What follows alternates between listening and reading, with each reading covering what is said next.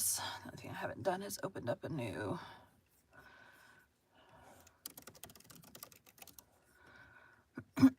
no. Rilla of Ingleside, 08. At a time. Rilla. Man, I still need to work on the dang, so on the podcast, I have it like auto set for like a beginning and an end with the theme song or whatever. And I haven't gone back into old books to update the intro and outro, the like simple thing that I say at the beginning where it's like, today we'll be reading blah, blah, blah, blah. I need to add that to the other books really quick. It'll take me a while because I have like almost a year of, probably about 8 months of books that need to be added to, because I started doing it with Anne of Green Gables. So I think I may have gone back like a book. I don't know. Anyways, I need to go back. I have Emma on my laptop right now because I was supposed to be working on that, but I haven't touched it in forever. So anyways, let's go. I have 38 minutes to get 2 chapters in. Let's see how mistake-free we can be today. Today we'll be continuing Rilla of Ingleside by Lucy Maud Montgomery. Chapter 8. Rilla Decides. Families and individuals alike soon become used to new conditions and accept them unquestioningly. By the time a week had elapsed, it seemed that the Anderson...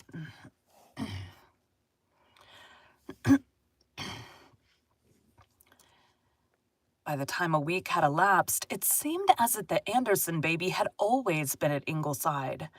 After the first 3 distracted nights, Rilla began to sleep again, waking automatically to attend to her charge on scheduled time. She bathed and fed and dressed it as skillfully as if she had been doing it all her life. She liked neither her job nor the baby any better. She still handled it as gingerly as if it were some kind of a small lizard, and a breakable lizard at that. But she did her work thoroughly, and there was not a clearer, better cared-for infant in Glen St. Mary. She even took to weighing the creature every day and jotting the result down in her diary. But sometimes she asked herself pathetically why unkind destiny had ever led her down the Anderson lane on that fatal day. Surely Nan and Di did not tease her as much as she had expected. They all seemed rather stunned by the mere fact of Rilla adopting a war baby. Perhaps, too, the doctor had issued instructions. Walter, of course, never had teased her over anything. One day he told her she was a brick.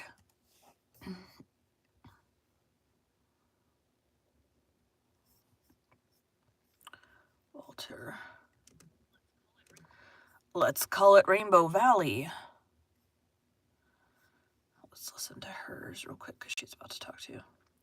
Let's call it Rainbow Valley. He thinks. It took more courage for you to tackle that 5 pounds of new infant, Rilla my Rilla, than it would be for Jim to face a mile of Germans. I wish I had half your pluck, he said ruefully. Rilla was very proud of Walter's approval. Nevertheless, she wrote gloomily in her diary that night, I wish I could like the baby a little bit. It would make things easier. But I don't. I've heard people say that when you took care of a baby, you got fond of it. But you don't. I don't, anyway. And it's a nuisance. It interferes with everything. It just ties me down, and now of all times. And now everything. It just ties me down. And now, of all times, when I'm trying to get the Junior Red started, and I couldn't go to Alice Clow's party last night, and I was just dying to. Of course, Father isn't really unreasonable, and I can always get an hour or 2 off in the evening when...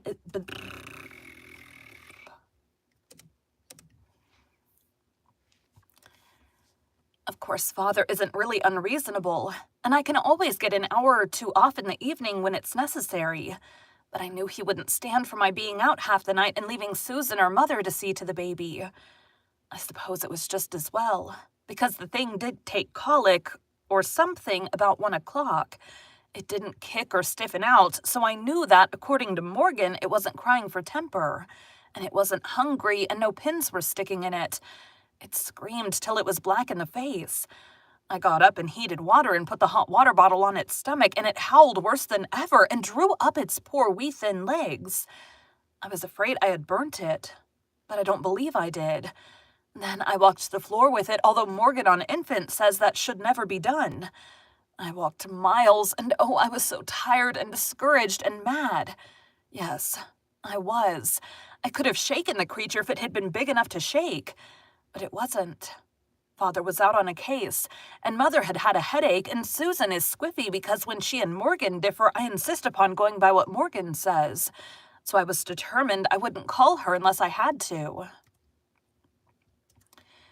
Finally, Miss Oliver came in. She has rooms with Nan now. Not me. All because of the baby. And I'm broken-hearted about it. I miss our long talks after we went to bed so much. It was the only time I ever had her to myself. I hated to think the baby's yells had wakened her up, for she has so much to bear now. Mr. Grant is at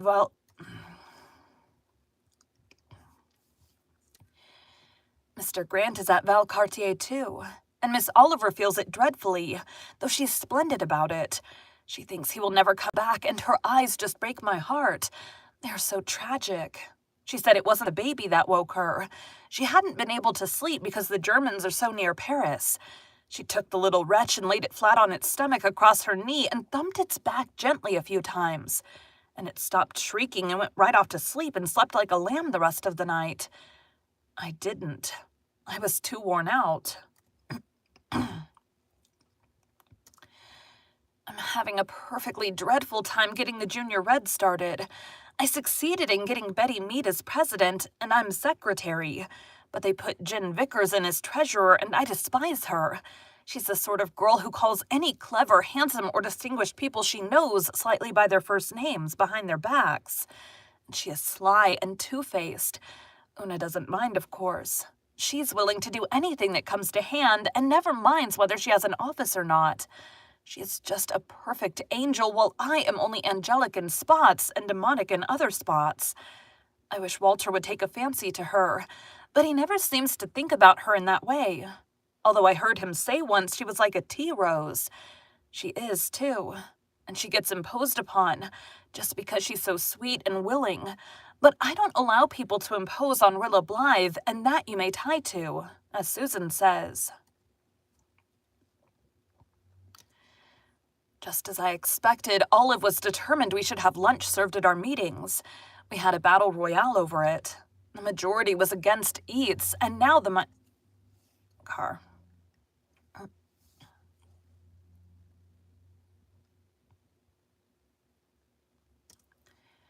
majority was against eats, and now the minority is sulking.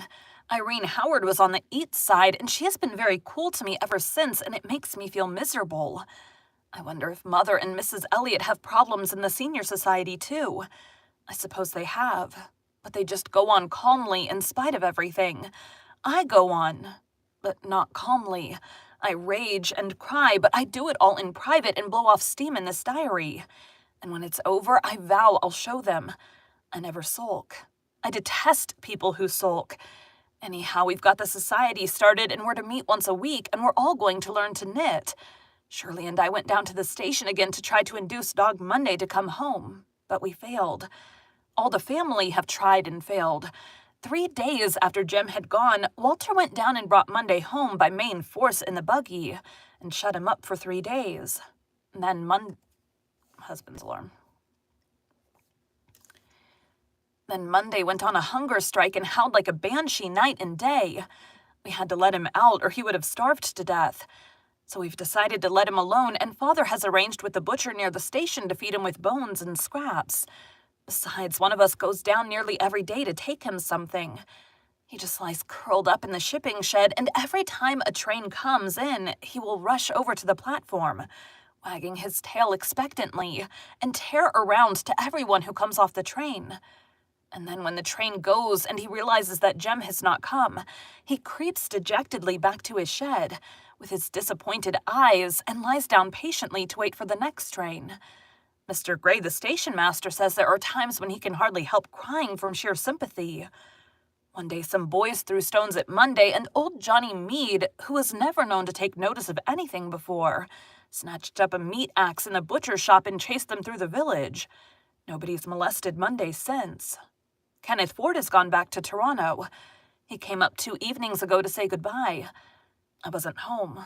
Some clothes had to be made for the baby, and Mrs. Meredith offered to help me. So I was over at the manse, and I didn't see Kenneth. Not that it matters.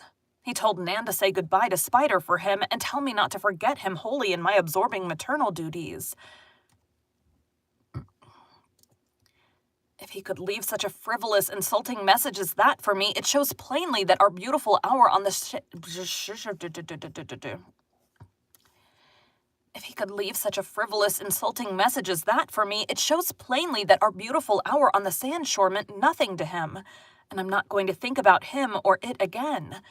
Fred Arnold was at the manse and walked home with me. He is the new Methodist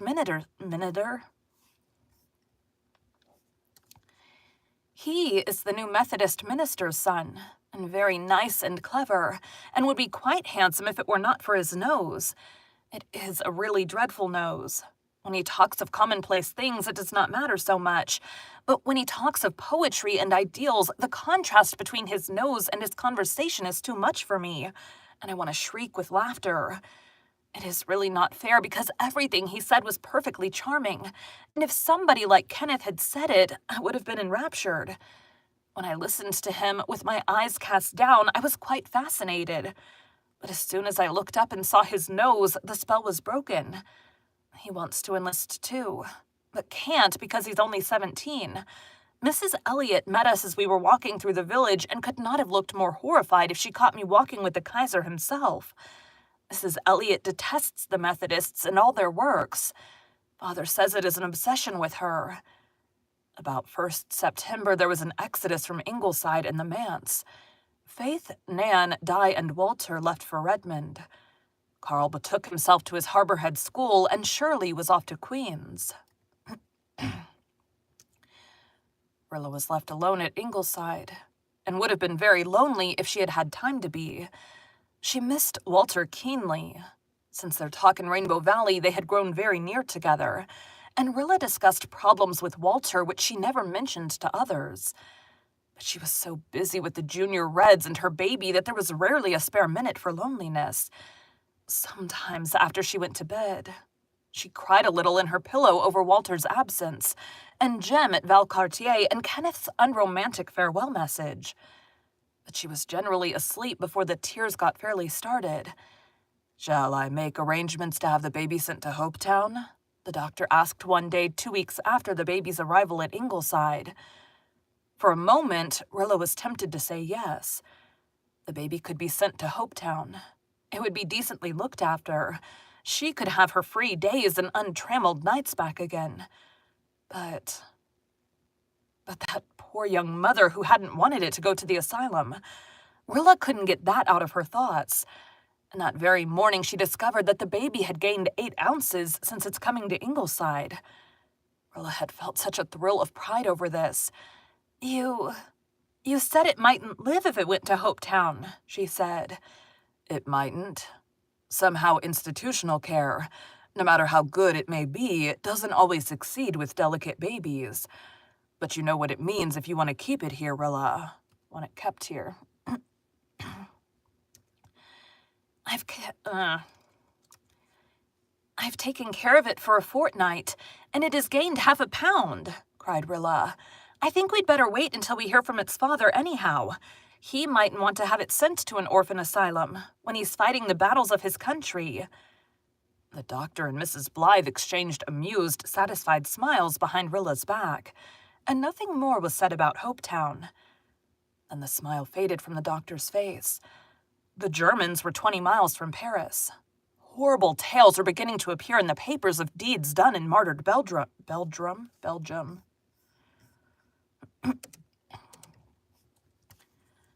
Horrible tales were beginning to appear in the papers of deeds done in martyred Belgium.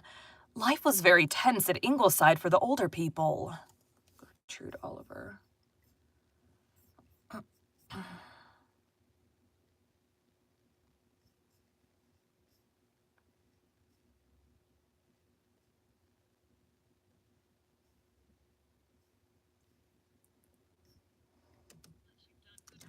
But you've done...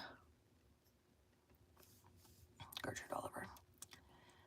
We eat up the war news, Gertrude Oliver told Mrs. Meredith, trying to laugh and failing. We study the maps and nip the whole Hun army in a few well-directed strategic moves. But Papa Joffrey hasn't the benefit of our advice. And so Paris must fall. Will they reach it? Will not some mighty hand yet intervene? Murmured John Meredith. I teach school like one in a dream, continued Gertrude. Then I come home and shut myself in my room and walk the floor. I'm wearing a path right across Nan's carpet. We are so horribly near this war. Cousin Sophia.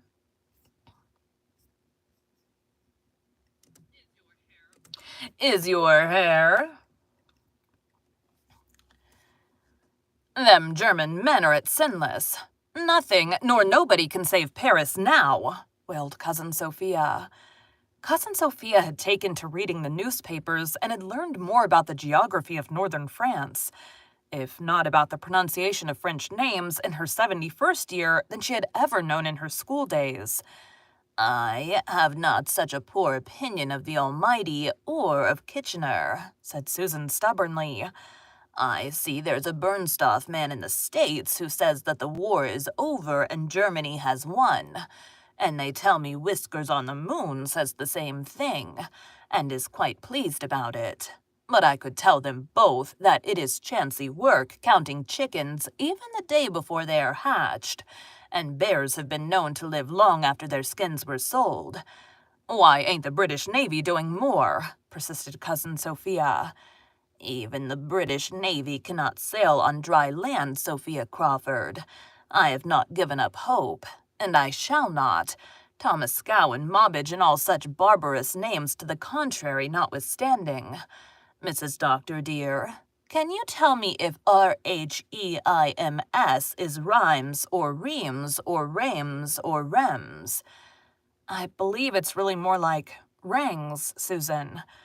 Oh, those French names, groaned Susan. They tell me the Germans has about ruined the church there, sighed Cousin Sophia. I always thought the Germans was Christians. A church is bad enough, but their doings in Belgium are far worse, said Susan grimly. When I heard the doctor reading about them bayoneting the babies, Mrs. Doctor, dear, I just thought, oh, what if it were our little Jim? I was stirring the soup when that thought came to me, and I just felt that if I could have lifted that saucepan full of that boiling soup and thrown it at the Kaiser, I would have not lived in vain. Tomorrow will bring the news that the Germans are in Paris, said Gertrude Oliver, through her tense lips. She had one of those souls that are always tied to the stake, burning in the suffering of the world around them. Apart from her own personal interest in the war, she was racked by the thought of Paris falling into the ruthless hands of the hordes who had burned Louvain and ruined the wonder of Rheims. But on the morrow, and the next morrow, came the news of the miracle of the Marne. Rilla rushed madly home from the office, waving the Enterprise with its big red headlines. Susan ran out with trembling hands to hoist the flag. The doctor stalked about, muttering, "Thank God." Mrs. Blythe cried and laughed and cried again. Good, Mr. Meredith. God just put out his hand and touched them. Thus far, no farther, said Mr. Meredith that evening. Rilla was singing upstairs as she put the baby to bed. Paris was saved. The war was over. Germany had lost. There would soon be an end now. Jem and Jerry would be back. The black clouds had rolled by. Don't you dare have colic this joyful night, she told the baby. If you do, I'll clap you back. If you do, I'll clap you back into your soup tureen and shift you... dang it. If you do, I'll clap your... If you do, I'll clap you back into your soup tureen and ship you off to Hopetown, by freight, on the early train. You've got beautiful eyes, and you're not quite as red and wrinkled as you were, but you haven't a speck of hair. And your hands are like little claws. And I don't like you a bit better than I ever did. But I hope your poor little white mother knows that you're tucked in a soft blanket. But I hope. But I hope your poor little white mother knows that you're tucked in a soft basket with a bottle of milk as rich as Morgan allows, instead of perishing by inches with old Meg Conover. And I hope she doesn't know that I nearly drowned you that first morning when Susan wasn't there, and I let you slip right out of my hands into the water. Why will you be so slippery? No, I don't like you, and I never will, but for all that, I'm going to make a decent, upstanding infant of you. You're going to get as fat as a self-respecting child should be, for one thing. I'm not going to have people saying what a puny little thing that baby of Rilla Blythe's is, as old Mrs. Drew said at the Senior Red Cross yesterday. If I can't love you, I mean to be proud of you at least. Thank you for joining Bite at a Time Books today, while we read a bite of one of your favorite classics. Again, my name is Bree Carlile, and I hope you come back tomorrow for the next bite of Rilla of Ingleside.